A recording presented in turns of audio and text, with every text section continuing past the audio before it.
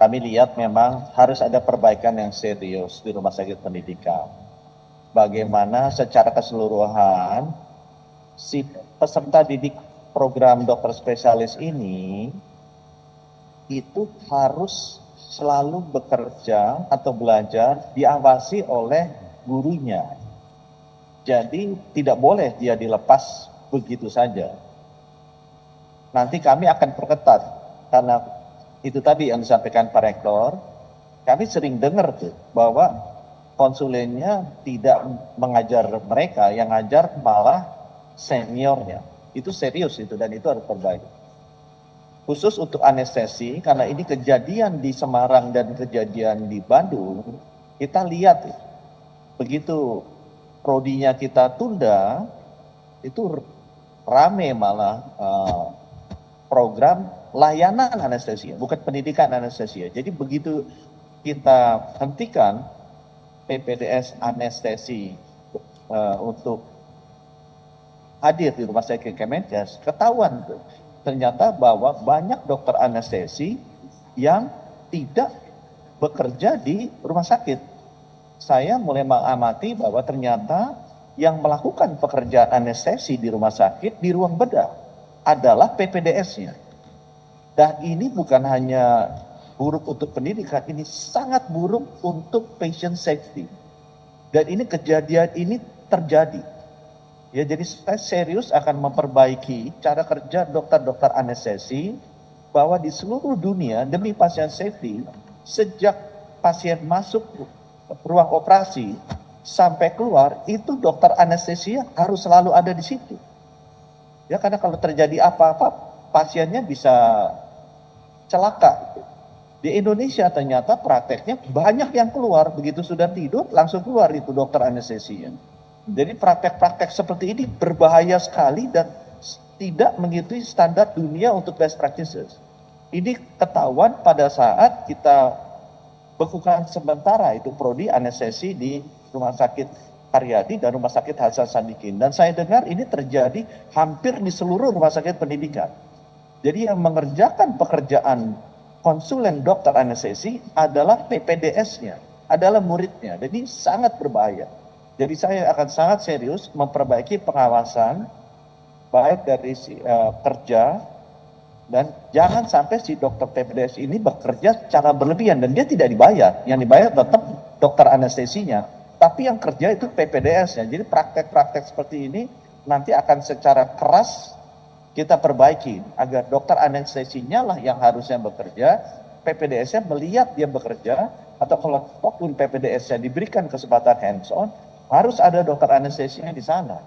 Tidak bisa ditinggalkan begitu saja karena ini sangat berbahaya bagi patient safety. Itu contoh-contoh pengawasan yang akan kita lakukan secara serius menjawab pertanyaan Nafila tadinya.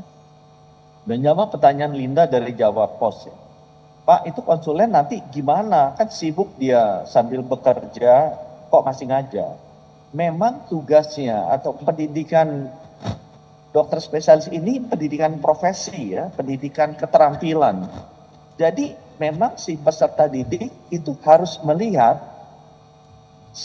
dokternya atau konsulennya itu bekerja seperti apa. Jadi pertama mereka harus melihat. Tahap kedua mereka harus melakukan tapi didampingi oleh seniornya atau bukan senior, oleh konsulennya dan dibantu oleh konsulennya. Tahap ketiga baru mereka melakukan sendiri. Tapi tetap diawasi oleh gurunya, oleh konsulennya. Nah, jadi bahwa konsulennya akan nanti habis waktu untuk mengajar tidak demikian. Karena konsulennya atau gurunya itu mengajarnya sambil bekerja. Ini mengajarnya bukan seperti mengajar di kelas, kemudian dia nulis apa tulis, tidak. Dia mengajar sambil bekerja. Justru kalau konsulennya tidak bekerja, dia tidak mengajar. Atau gurunya tidak bekerja, dia tidak mengajar. Karena pendidikan profesi ini benar-benar si muridnya harus magang ya, harus praktek bersama dengan konsulennya, dengan gurunya. Itu sebabnya pertanyaan bahwa konsulennya atau gurunya nanti kalau sibuk mengajar tidak bisa bekerja jadi tidak relevan.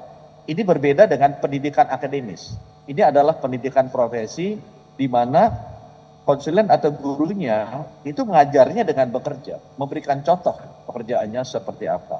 Lina juga tadi nanya mengenai uji psikologis, kita tanyakan sajalah ke ahlinya, kita sudah tanya ke kolegium psikiatri ya, kedokteran jiwa, dan sudah mendapatkan jawaban dari mereka, ujiannya seperti apa. Ya banyak pihak yang tidak ingin dilakukan, ya ini kejadiannya karena itu, karena tidak pernah dilakukan, ini ketutup-tutupi, kondisi mental PPDS tidak diketahui, akibatnya meledak seperti ini. Ya, kasihan juga para PPDS ini. Itu sebabnya ujian psikologis ini akan kita lakukan bersama-sama antara Kementerian Kesehatan dan Kementerian Pendidikan. Instrumennya seperti apa ya kita tanya aja ahlinya. Saya sudah bicara dengan kolegium dari spesialis jiwa dan psikiatri, mereka ada tools ya. Itu di luar negeri pun sudah standar. Jadi kalau Pak ini nggak ada ujiannya, nggak efisien, nggak efektif, ini ada kok di luar negeri. Pendidikan dokter spesialis ini kan sudah puluhan tahun ada. Jadi kita ambil best practice-nya dari mereka dan itu di endorse ya, divalidasi oleh ahli-ahli dari kedokteran jiwa. Tadi Teguh nanya dari iNews mengenai jam praktek PPDS. Itu 80 jam itu maksimal ya teman-teman. Kalau dibagi 7 itu artinya 11 jam per hari loh. Itu yang kerjanya 11 jam per hari itu mungkin Pak Brian dan saya saja. Yang lainnya kan biasanya kerjanya 8 jam per hari.